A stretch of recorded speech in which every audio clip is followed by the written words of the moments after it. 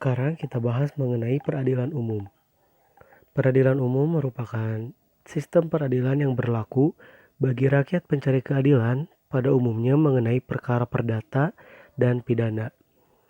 Peradilan umum terbagi menjadi 3, yakni pengadilan negeri, pengadilan tinggi, dan juga pengadilan khusus, misalnya pengadilan anak. Pengadilan negeri merupakan pengadilan yang berlokasi di ibu kota kabupaten atau kota.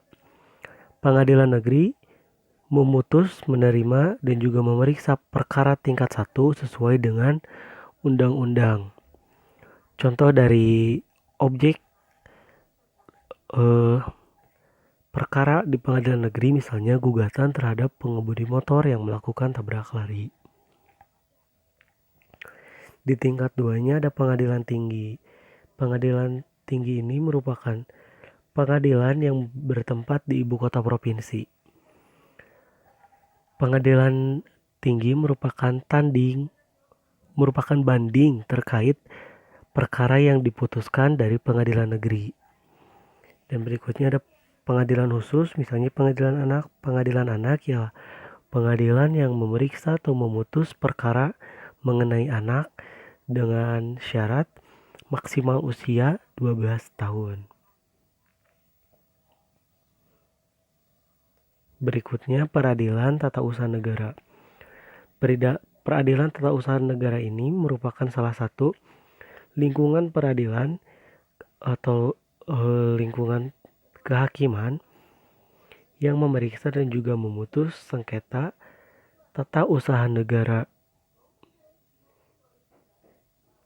Peradilan tata usaha negara dibagi menjadi 3. Yang pertama, pengadilan tata usaha negara. Pengadilan tata usaha negara ini merupakan lingkungan peradilan di bawah Mahkamah Agung yang melaksanakan kekuasaan kehakiman bagi rakyat pencari keadilan terhadap sengketa tata usaha negara. Di tingkat keduanya ada pengadilan tinggi tata usaha negara. Pengadilan tinggi tata usaha negara ini merupakan lingkungan peradilan yang mana nantinya akan menjadi banding terkait perkara yang diputus di pengadilan tata usaha negara dan juga akan mendapatkan hasil keadilan. Berikutnya ada pengadilan khusus, misalnya pengadilan pajak. Pengadilan pajak ini bertujuan untuk memeriksa dan memutus sengketa pajak. Sengketa pajak ini hanya bisa memutus dan juga memeriksa sengketa kecuali ditentukan hal lain oleh undang-undang.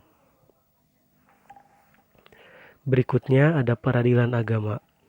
Peradilan agama bertugas dan berwenang untuk memeriksa, memutuskan, dan menyelesaikan perkara orang-orang Islam di bidang perkawinan, wasiat, wakaf, waris, hibah, zakat, infak, sedekah, dan ekonomi syariah. Peradilan agama dibagi menjadi 3, yakni pengadilan agama. Pengadilan agama memutus dan memeriksa perkara-perkara yang dijelaskan dalam definisi di atas.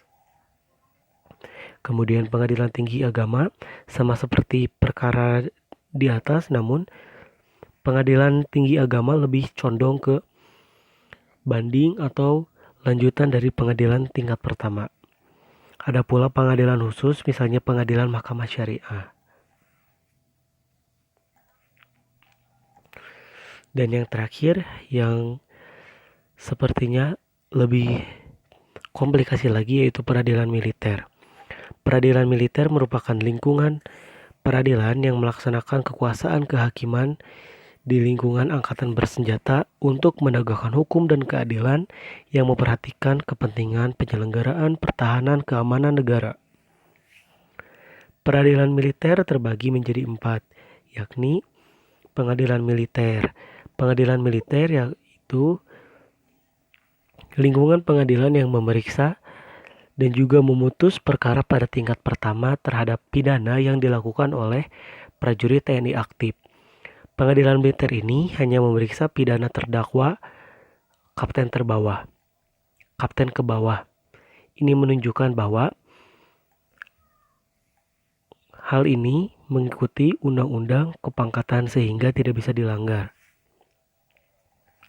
Di tingkat kedua ada pengadilan militer tinggi yang kurang lebih sama dengan pengadilan militer pertama. Namun, pada pengadilan militer tinggi ini juga mencangkup tata usaha militer dan juga untuk terdakwa yaitu pangkat mayor ke atas. Berikutnya, ada pengadilan militer utama.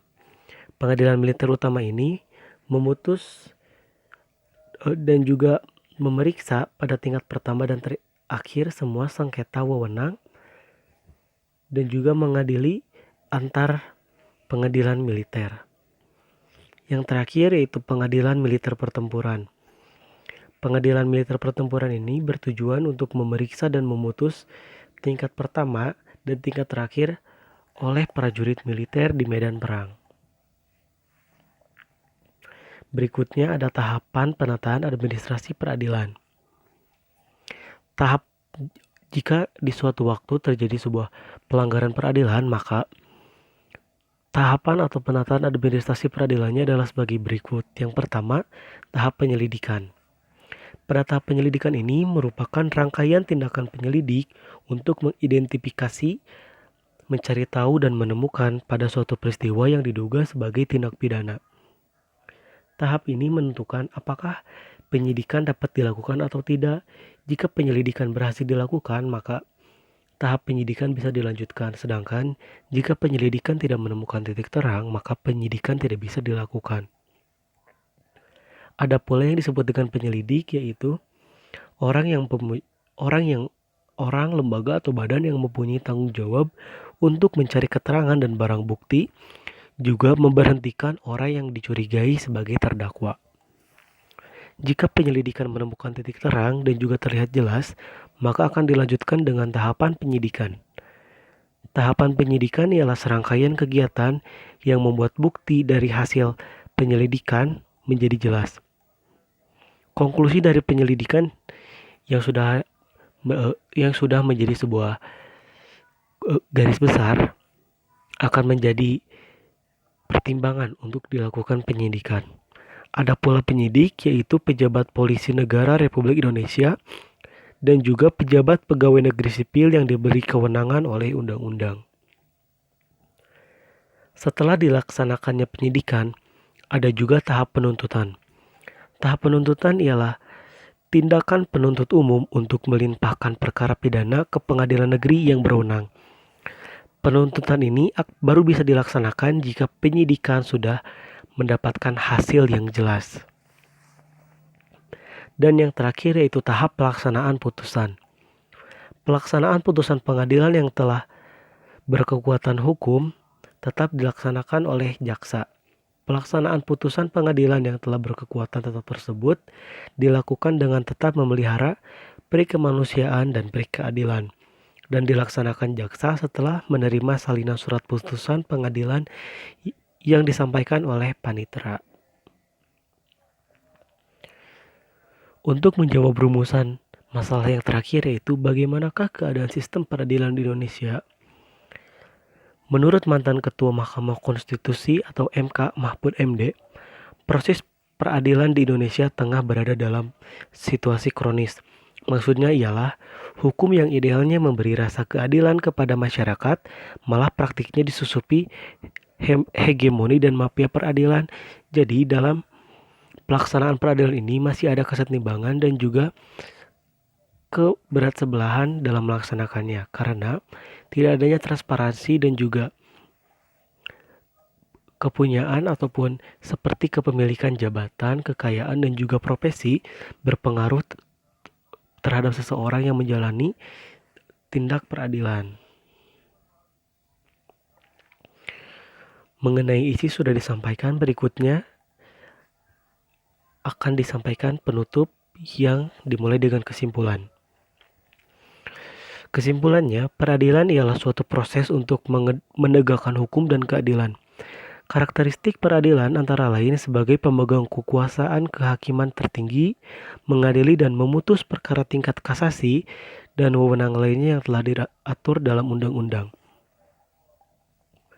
Tujuan adanya peradilan ialah untuk mempertahankan berdiri tegaknya keadilan dan meminimalisir pelanggaran hal yang berkaitan dengan keadilan.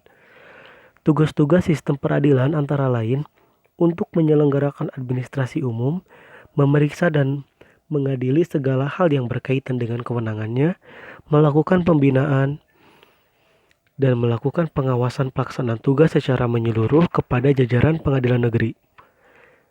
Klasifikasi peradilan terdiri dari peradilan umum, peradilan tata usaha negara, peradilan agama, peradilan militer. Adapun tahapan penataan administrasi peradilan terdiri dari penyelidikan, penyidikan, penuntutan, dan pelaksanaan putusan. Saran dari kelompok kami setelah kami mempelajari materi ini ialah peradilan di Indonesia sekarang ini masih belum benar-benar tertegakkan. Misalnya, dapat dilihat dari maraknya kasus yang disebabkan oleh para anggota DPR yang sampai membuat rakyat demo besar-besaran. Bahkan, dalam pelaksanaan peradilan pun tak jarang terjadi pelanggaran. Seperti sebuah studi yang dilakukan ICJR menyebutkan bahwa terhadap 306 putusan dari 100 kasus hukuman mati di Indonesia dari tahun 1997 sampai dengan 2018, mulai dari putusan tingkat 1, banding, kasasi, serta putusan peninjauan kembali.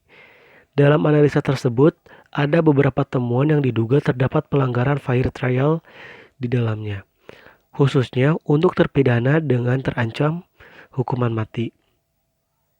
Maka dari itu, edukasi mengenai peradilan ini perlu digaungkan lagi agar masyarakat paham akan konteks peradilan. Sekian yang kelompok kami sampaikan, semoga bisa bermanfaat walaupun hanya sebesar biji jarah.